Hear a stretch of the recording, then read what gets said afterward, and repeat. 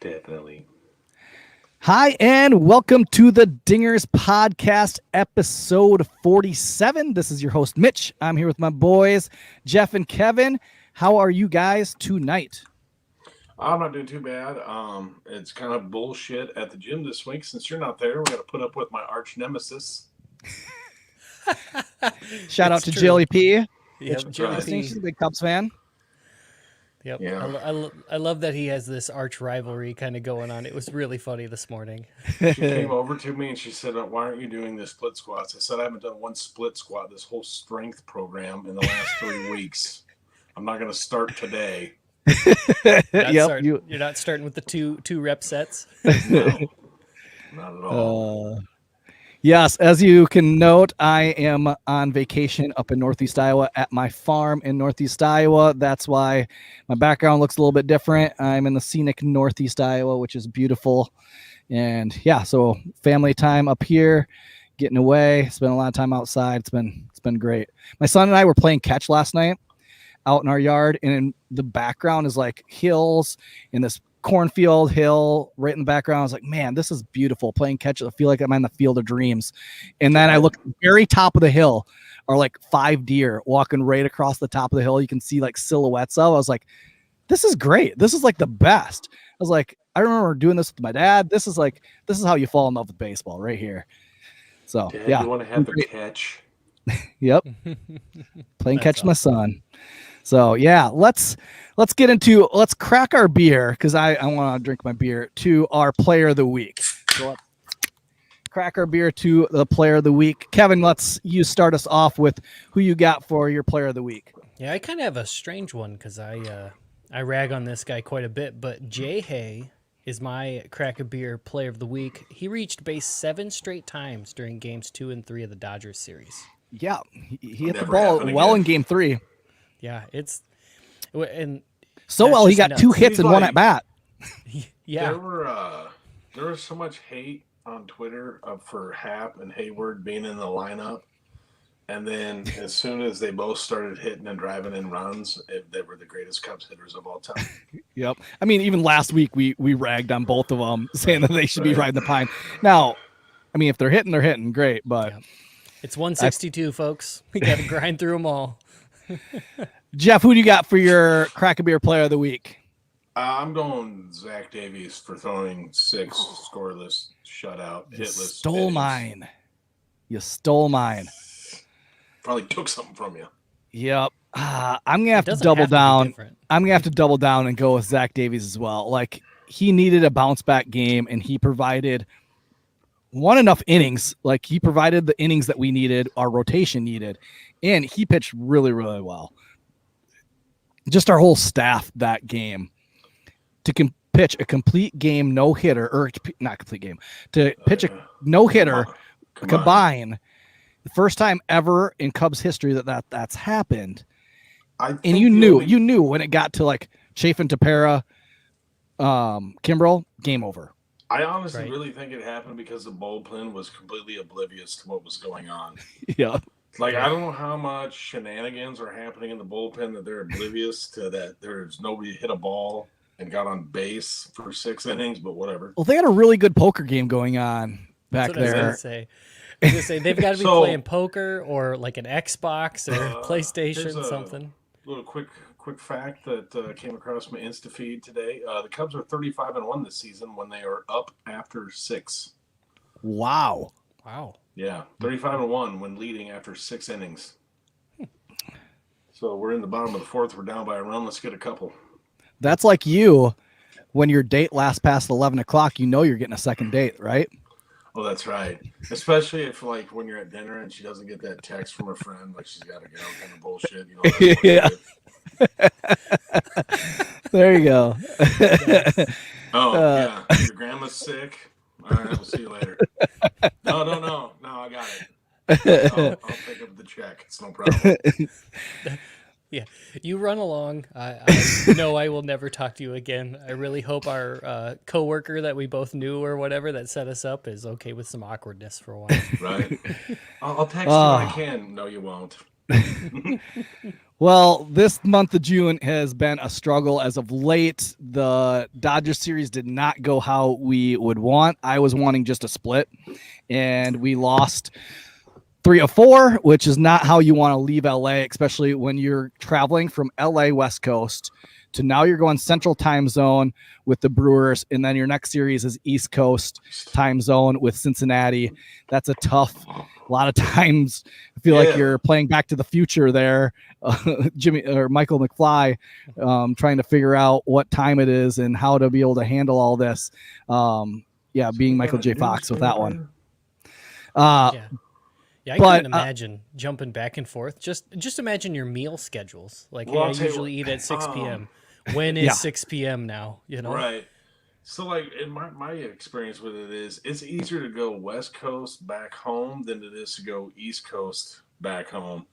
Like, going from Pittsburgh when I was out there for a week, and in that time zone for a week when I struggled for weeks to get what damn time is it? Am I supposed to be eating? I don't know. But when I went to San Francisco for a week and then came back home, it was like nothing happened. Yeah, I it's would a grind agree for these guys. I've been to Virginia a few times to see my oldest grandpa lives out there, and it's usually okay going out there, but coming back I struggle. But it's the same thing. Like, I go west, and it always ends up that you stay up super late that first night. Didn't help I went to Anchorage and during the summer, so it was light out until like 2:30 in the morning. But it was like, I think my wife and I realized we didn't go to bed until 4 a.m. Central, because it was light out for so long. And then that gets you on their schedule, though. No. So it worked. Well, this June has not gone well, and I feel like we've said it from before that we just have to survive this June. I picture surviving this June is like how Kevin and I, we go to professional developments. Every month we have a professional development as teachers. In that day, I just have to survive. I just have to get through this day because it's going to be boring. It's going to suck. We just have to survive it. And that's what the Cubs have to do this June, is just survive and hopefully last and end with a 500 record. That's what we've kind of said from the beginning. 500 record right now. We're, I think, 2 games back of that 500 mark. We were up going into the Dodgers series, and then losing 3 of 4 is not good. But just surviving this June. Hopefully we end it well here with the Brewers in Cincinnati and get back on track. You want to do a little rundown of the Dodgers series there, Kevin? Sure. Game 1, Cubs won 4-0. Baez and Willie both had dingers, and it, like we talked before, it was that first Cubs combined no-hitter in franchise history. Davies, Tepera, Chafin, and Kimbrel. It was a beauty that I did not watch live because that's late. I did. I stayed up. So yeah. Okay, let's talk a little bit about that. The West Coast trips. This is the second time we've had to deal with these 9:00 games. Right. And the next day at the gym, Mitch looks like 10 pounds of shit in a 5-pound sack. I'm not kidding. That was rough. I told Jill, like, I'm just gonna sit over here and instruct from over here in the corner because I am 4:00 in the morning after a late West Coast, and it's like, and I have a little bit of like gripe to bear with the Dodgers fans. I'm so sick of them showing up late to a ball game. Oh, like right. if I have to stay up that late to watch a game, you better show up on time, dang it.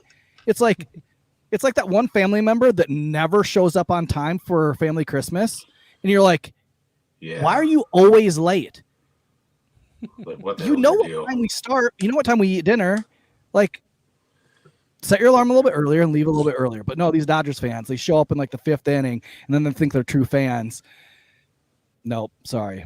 If I'm staying up till 9 and then staying up even later to watch the whole thing, just show up on time, Dodger fans. Yeah, it is weird when you see the beginning of the broadcast, which is the only part of any of the games I watched that started at 9, and it's like empty stadium. It's like, what is going on? And then I'm like, does LA still have like really tight restrictions? And then I watch the recap later, and a home run in the 6th, and the stadium's packed. And it's like, well, yeah, when Bellinger hit his home run in game 3, right. It's like a packed crowd by 9th inning. It's weird. All right, continue on. Game 2, Dodgers took 6-2. KB had a dinger. Jake pitched into and out of a lot of jams in this game, which is unfortunate. And then this was the game we had the rare Chafin pitched in front of Tepera, and I think that threw everything off. The 8th inning was when the Tepera and Nance both gave up a 2-run dinger each. Kind of. I think that might have been trying to set up matchups, and that's why he pitched earlier. Sometimes you just miss. I mean, you can't expect these guys to. I mean, even elite starters give up a home run. Walker Buehler gave up a home run to Baez in the game 1. And I mean, you look at Walker Buehler and his stats, he doesn't give up too many dingers, and he gave up 2, one right away to Baez and another one to Contreras. So it's like, shake that one off. We still trust our bullpen. Right. Oh, yeah. Then in game 3, Dodgers took that one 3-2, which this one was rough. You got the Rizzo dinger. Willie had a pickoff at third. That was kind of nice to see. And then you had the Hayward. He had a pickoff of third. He picked a guy off trying to steal third. Yeah. And then he picked He picked a guy off the same guy. The same guy, what's his name? Taylor.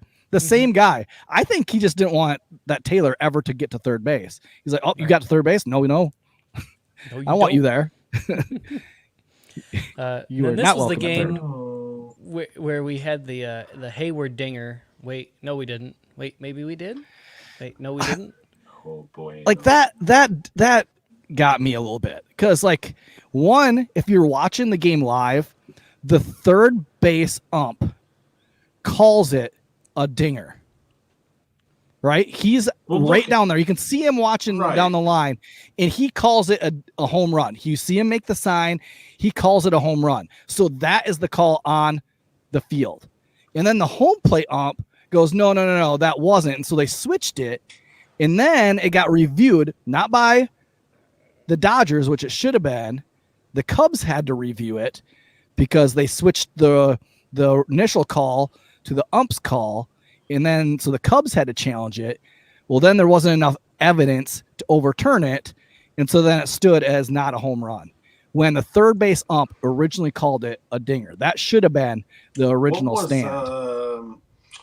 When the ball got out, what was the original fan reaction? I mean, it was Dodger Stadium. They should have been like groans or some shit. Okay, so if you listen to the Locked On Cubs podcast, Joe Kilgallen today said his friend was one of the fans 2 seats away from where that ball landed. And he said he was in fair territory. He said that ball was fair. Oh. So that fan said that ball was fair. He's like, we were right there. We were catching it. It was fair ball. And I saw there was a guy sitting fair side of the pole who started signaling foul right away. Yep. And I was like, okay, but I mean, if I'm a fan and the other team's hitting a home run, I'm signaling whatever to potentially, like, definitely not fair. Like, get that out of here. Oh, look, it bounced into the corner. Who knew? Like, if I'm playing that game under review as a fan, like under protest, that game is under protest for me. So if we have to play a 163 game, we automatically get that playoff bid because of this game. I'm playing it under review the rest of the season. Game 4, Dodgers took that one 7-1. Alzolay gave up a grand slam and a 2-run dinger in the same inning. Unfortunate. That's been his MO kind of the whole season. He's struggled with giving up the long ball, and that's, I mean, we need him. Bite him in the ass. And he was not spotting his slider at all during that game. He was struggling. I think that inning he had a walk, a hit batter, a walk that set up the grand slam home run. And so, like, he was just struggling locating his pitches, which you'll have. And so hopefully he'll learn from it and do better next time. That's all you can ask from Alzolay. Right. And that's one of those you got to remember. He's a rookie. He's going to have these growing pains going forward. But wasn't it like the third time through the batting order when it happened? No, it was the second time. Second. It was a second inning. Oh, geez. Yeah. But he pitched like, 6 batters in the first inning? Yeah. Yeah, that sounds right. But something nice after that is at least Nance and Brothers came in and ate up the remaining innings of the game. Like, we didn't tax the bullpen, leaving L.A. or anything like that. Those 2 guys just went in, and obviously they're probably not going to pit. Well, Nance was optioned today. But they're not going to be pitching today. But you saved all those other guys in the bullpen, all their arms too. Which I called that Nance was going to be optioned. I saw that one coming. Right. So is he optioned to Iowa? Right. Like Yeah. Who they open up the rosters about for? I missed it. I think they're leading into opening up spots for Nico Horner and Steele and Trevor Williams. And so with Nance struggling the last couple of outings, and I think he's one that possibly, I'm not saying he was, but he might be a guy that has been using some sort of substance to be able to gain spin, which I said that 2 weeks ago that Nance would have been the only guy because he's a high spin rate guy that might struggle. Let's see how he reacts to it. And he's struggled his last 3 outings with location. He's struggled with control. And he's struggled with giving up hits. So in his spin rate has just plummeted. So he might be one that they're going to try to hey, let's send down to Iowa and try to figure some stuff out with him. Right, and they called up Trevor McGill, which is another pitcher that can eat up an inning or two if they need it. But I agree. I think it's just the smart move to go get him out of the major league spotlight for a little bit and let him kind of work through it. Let alone, like you said, Horner, Steele, Williams, they'll all be back soon. Javier Baez just took his 9th walk of the season. What? Yeah. I saw he took a walk on ESPN last night, and I loved it that he took a walk just to poke at Alex Rodriguez that says he can never take a walk. Oh, so if he took one last night, that's his 10th. So he's really piling them up now. How did you guys do last night on National Listen to Radio Day? Did you guys listen to the radio? I made a voodoo doll of Alex Rodriguez, and I started poking it with a sharp stick. Nice. That works too. Nice. No, my Sunday night was busy. I did not listen in, unfortunately. Well, I'm calling it that every single time the Cubs play on ESPN or Fox the rest of the year, it's National Listen to the Radio Day, because I'm sick of it. This is like the 4th weekend, the 4th stinking weekend that we've had to. I think we have 5 left. Struggle through listening to back-to-back Fox with Joe Buck and Alex Rodriguez on Sunday. I cannot. Yeah. It's ruining my weekends. They are ruining my weekends. I honestly think we're slated to have 9 Sunday night baseball games this year. Wow. And to be honest, I'm starting to like Joe Buck a little bit more the more I listen to Alex Rodriguez. Right? Yeah, Joe Buck is kind of a douche, but he's not the worst guy that could be calling the game. So no. I guess Joe Buck ain't so bad if we have to. At least he doesn't pretend to know everything about everything and criticize everybody and Javi should have been attacking that ball. I would have. Shut up, Alex Rodriguez. You tried to swat a ball out of a person's glove and you took steroids and cheated. Right. Shut up. Well, you're going to say try holding on to a girlfriend there, Alex Rodriguez, because you know J-Lo left you. She dropped him like he was hot. Yep. I think the Cubs are challenging and playing on the field. I think Javi Baez was tagged out trying to steal second. And here's the replay. I'm sorry, but he's in there by a fingertip. Yes. That's my call. Well, we've already talked about how the replay system sucks. All right, my so goodness. He got called out. It stands, and the St. Louis Cardinals get a story pick. Did he get called out? He did. Yeah. I mean, his finger was on the bag before he got tagged, in my opinion. Take that finger, hold it again, and turn it, and then say it's to the umps. There we go. To the umpires. Yep. That's accurate. Oh, man.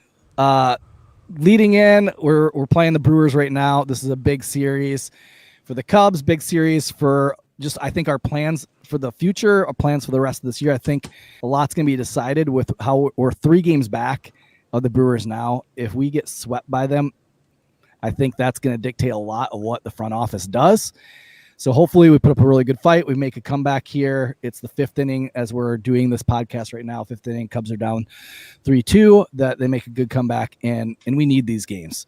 They're facing Peralta tonight. Through the 5th. It's going to be leading into their bullpen. Their bullpen is pretty elite.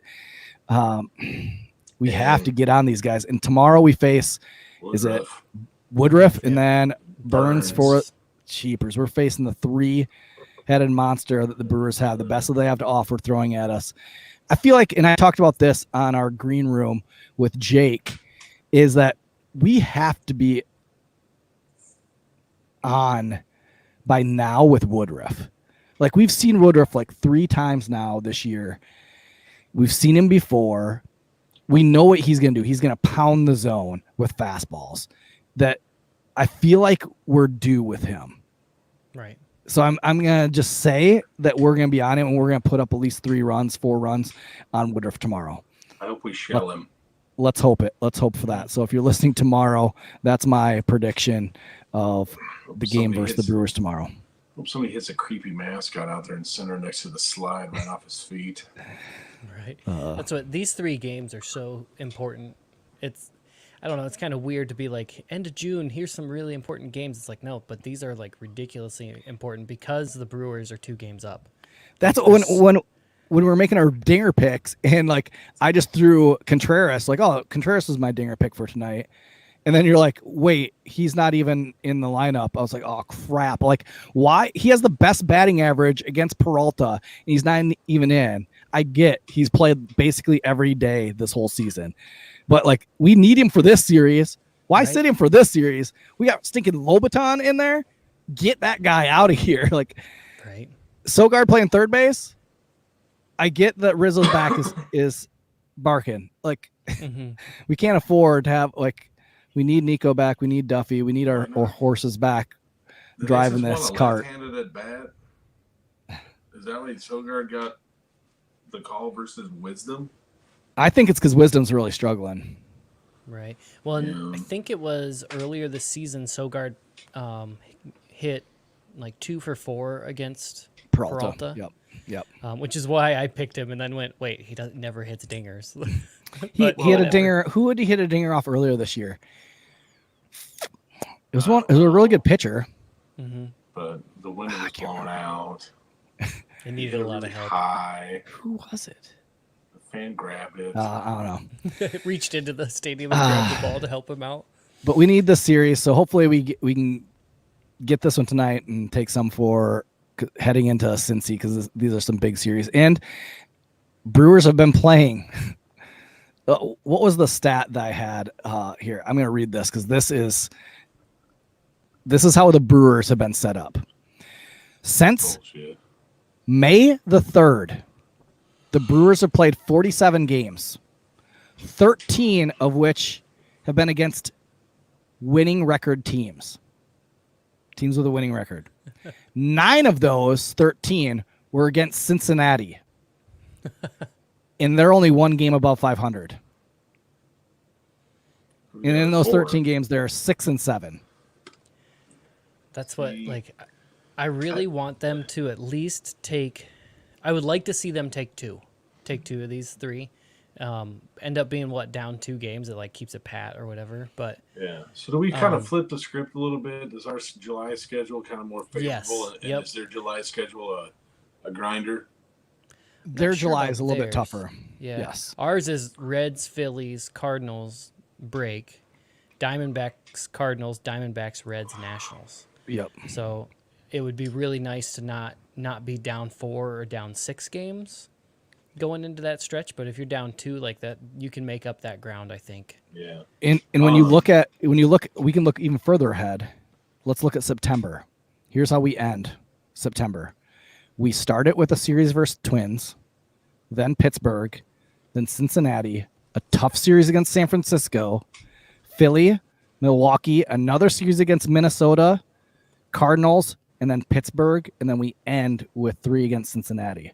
So that's a pretty favorable schedule going through to September. Hopefully, and I haven't looked at the Brewers schedule, hopefully the script gets flipped and they end with some tough teams. So, do you guys think Kyle Schwarber will be available by the trade deadline? Yeah, Nationals are sucky. Right? I can't believe it was 15 home runs? He hit 2 today. It was like 15. He hit 2 today? Yeah, 2 today. Yeah, he had a lead off and then he hit a second one. because I had it written. Is he at 23? I think it's 15 home runs in the last 17 games or something like that. Or no, So he 17. had 2 home runs in April, 7 in May, and now he has 14 in June. Guy 14 is on in June. fire. Dude, if he would have got hot a little sooner, he could have matched Sammy Sosa. I know, right? That's what I was thinking. I was like, jeepers, those are like Sammy Sosa numbers in June when him and McGuire went after the record. Yeah. Gosh, that's a hot. And like, I love that Schwarber's doing this. I'm a huge supporter of Schwarber. I still think it was the right move to let him go. I think it's best for him. I think it was the best move for him to move away. New scenery, and you've seen what he's doing, and he's being successful. So, and you can't say that, like, I mean, Jock's still doing well. I still like Jock Peterson out there. So it's a win-win for both of them. It's a win-win for both organizations. You got to love that Schwarber's doing his thing. Right. The issue, and I think it's what Dom brings up, is that what they said when they let him go and when they traded Darvish was it was to reduce cost, reduce money. It was like, it was it though, Yeah. like now you're seeing all this happening and it's just it's that I don't know if that's actually true or whatever. Yeah. And then I think it was Dom put together who's like, there's your left fielder. And then Darvish has what was it? It was like X number of starts with 1 run or less given up or something like that. It's like, yeah, that's really hard to eat right now watching our starting pitching. And then him going off hitting dingers left and right. Yep. Can we start picking Schwarber as our dinger of the day? Why not? I wanted to take Duvall when When we were playing them. That's right. Yeah. God damn it. Mitch, where's your mom? Is she making you a peanut butter and jelly sandwich with the crust cut off? Nope, she's in the house. I think watching the Cubs game currently right now, and my wife just put the kids to bed. We've had a long week of staying up late and watching the late games of the Cubs-Dodgers games, and we went to fireworks last night. Oh, nice. Just this family does fireworks. They just, in their pasture land, they just buy all these fireworks, and it was one of the best fireworks shows I've been to. It was amazing, and you just like donate in, so it was great. So it's been great being up here, getting some time away. It's a beautiful place up there in Northeast Iowa. Yep, we're going to Toppling Goliath on Wednesday. Getting some beer, and we might have some news to be able to drop working with Toppling Goliath. So if you like good IPAs, Toppling Goliath is the best place. And it's Decorah, Iowa. Great brewery, great beer. So we're heading up there. I got myself a Pompeii right now. Oh, you guys have anything else? I mean, this is pretty short, sweet, to the point type podcast. We just need to get through June, and we've said that the whole time. Just battle, and hopefully we can get 2 out of 3 versus the Brew Crew. I will say, for you guys watching live, my mom got me a sweet Cubs jersey, and it's Nico Horner jersey. That's right. My mom for my birthday. Birthday is Saturday, July 3rd. Yeah. Yep. Yeah, Saturday. So I'm pretty sure it's coming up. Early birthday present my mom gave me. She's like, you can wear this for the podcast tonight. I was like, I will wear this for the podcast tonight. That's awesome. Way to go, Mama Nims. Yep, Mama Nims coming through with the Nico Horner jersey. Speaking of Horner, did you see that stuff? Yep. And yeah, she likes Nico Horner. I mean, he's good looking, man. He's a good looking dude. Good looking dude. Yeah, that's the ladies always go for the eye color or whatever. Yep. Bullshit. And oh Jesus, look at his spot in those jeans. Yeah, that's great. Let's just start a batting lineup with great asses. Oh, and here's the blue eyes center. Of Yep. Yes. And Nico is currently down with eye cubs. Okay, this is what grinds my gears. I've been wanting to watch Nico Horner play for the eye cubs. I have to head back north. I head back to Northeast Iowa, and what does he do? He does a rehab stint with Iowa. Yeah, in one game, he plays in Des Moines. Tomorrow. Right, and he opted in to play that one game. Did you see that? What? Oh no. So what they told him was that he could wait till Tuesday, because they have the off day on Monday. All minor league clubs do. Yep. And so they said he could wait till Tuesday. And he said, no, I've skipped Iowa so far. I got to go down there. But this is probably going to be, that will be the one game he plays because he won't play. Like they're out of town for 6 games and then they have another off day before they come back to Iowa. I'm like, gosh, because I was like, Mom, do we want to drive back to Des Moines with me? Because I want to watch Nico. I got the jersey now. I want to watch Nico play. And I still haven't done that. Right. It's a long drive from Northeast Iowa. Well, especially when I just drove up here from Central Iowa. He did go 1 for 2, and then I think he came out in like the 5th or whatever. But man, where was I? I've been all over the internet today. They talked about like usually the first for a fielder, their first game they only play like 4 or 5 innings. Then they take an off day. Then they play the full game the next time. So yeah, and he didn't have any plays at second. No balls got hit to him. So right. All right, well, hopefully we get these guys back. Nico is close. Duffy, I think, has started working back. His back is starting to feel better and work back. So hopefully we see him soon, and we need these guys back in the lineup. So keep grinding, keep staying. We need to be here for all 162. We need to keep telling fans that these series, when we lose 3 or 4, yes, it's tough. It sucks. If we lose 2 of 3 versus the Brewers in this series, yes, it's going to suck. But there's still 162 games. We aren't even at halfway yet. And so we need to have that perspective that there's still a lot of baseball to be played, and there's a lot that could happen. Just ask the St. Louis Cardinals and losing Flaherty and how much that's hurt them. I mean, yes, things could go bad for us. We could lose. We could trade Bryant tomorrow. I don't know. Could happen. You never know with our front office. Right. And you know what? We could still make the playoffs even without Bryant. Would it be hard? But it could happen. It's baseball. Weird things happen all the time. With our bullpen, we can trust that our bullpen is going to come through and is going to deal. And so we need to stick it out for 162 and just grind through, because it's going to suck at times and it's going to be really fun at times. So keep grinding through. Hey, Squints, you got any parting words of wisdom for us? Yeah, Squints Palladorus. How's Wendy? She's fantastic. She made a hell of a nice dinner tonight. You know, she's still barefoot, pregnant behind the stove. We're not done having kids. Your 9 kids doing well? Yeah, it's fantastic. I mean, we're working forever, paying for college. But don't lose faith. It is a long season. We've said it before. And there's going to be peaks and valleys to the season the whole way through. We're going to be on hot streaks. We're going to be on the highest of highs, and then we're going to be on the lowest of lows. Ride it out. We keep receipts. We do. All right, any parting wisdom from you there, Kevin? Nope. Just stick true. Keep watching the game. Enjoy baseball. Yep. At least we get baseball this year. All right, that does it for episode 47 of the Dingers podcast. Thanks for listening. If you're a listener on iTunes or Spotify or Google, make sure you subscribe.